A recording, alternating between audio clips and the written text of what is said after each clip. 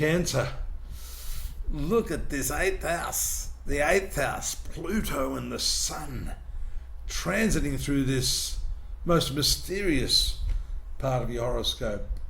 Pluto is getting ready. It's only going to be there a while. It's going to retrograde back out in a little while. We're going to talk about that as the months go on. But right now, it is in your 8th house. It's getting ready to do a little bit of spring cleaning there. Spring cleaning on what? On your psychological landscape.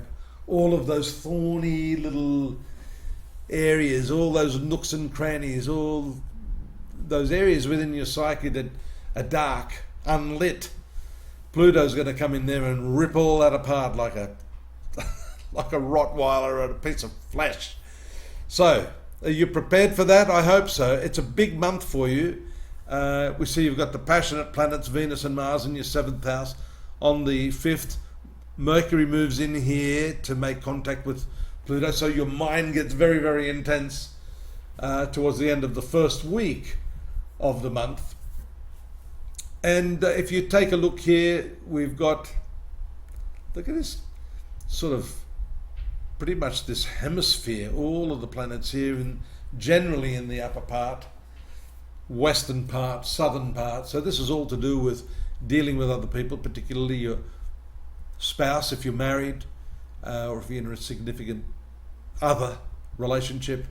And then the moon moves into the 8th house, and the new moon here on the 10th, I think is very, very important.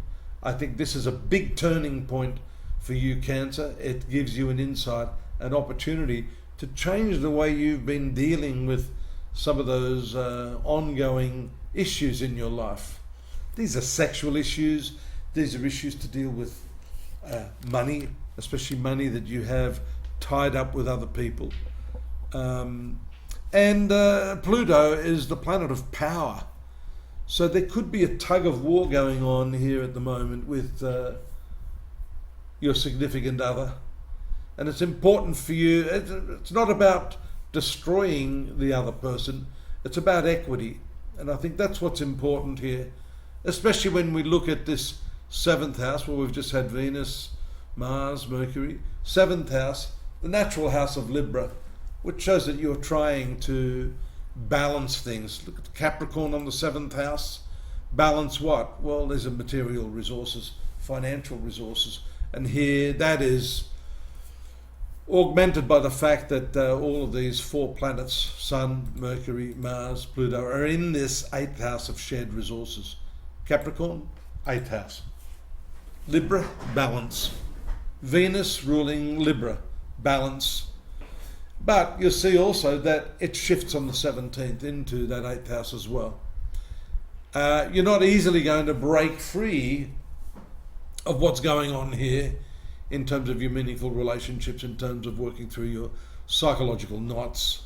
The moon here moving through the 12th house around the 17th and 18th is in a nice aspect to this 8th house. So, you know, some quiet meditation can yield some very, very good results. And that will be much to your surprise, no doubt. Friendships are still on the up and up with Jupiter transiting in the 11th house with Uranus. Unusual friends, expanding your mental horizons by hanging out with people that are a little bit different right now. You want a little bit of difference. Communication is going to be different as well. You notice there also around the 20th, the Sun moving into the 9th house to join Saturn and Neptune. This has to do with maybe some legal matters. The Sun is the government planet. And there we have in Virgo on the 24th, the full moon in the 3rd house. This is a zone of communication, a time to be getting all of that red tape, bureaucracy, fines, outdated paperwork all organised. That's the full moon shining a light on the 3rd house. That's also your mind, and that works hand in glove with this 8th house unraveling, if I could call it that, of some of those past emotional issues. Moon moves to the 4th house, which is also an emotional house, but also the house of your domestic circumstances, mother and other family members. So here we see key points as the moon is moving around to trigger the opportunities to break free of those limitations, to educate yourself, and to create a whole new standard for yourself. It's an exciting time for you, Cancer.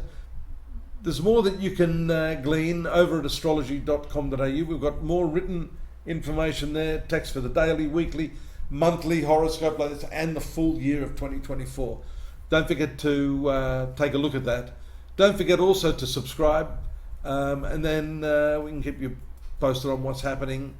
And of course, I'll be back next month. Hope you'll join me again. Take care. Look after yourself. Bye-bye.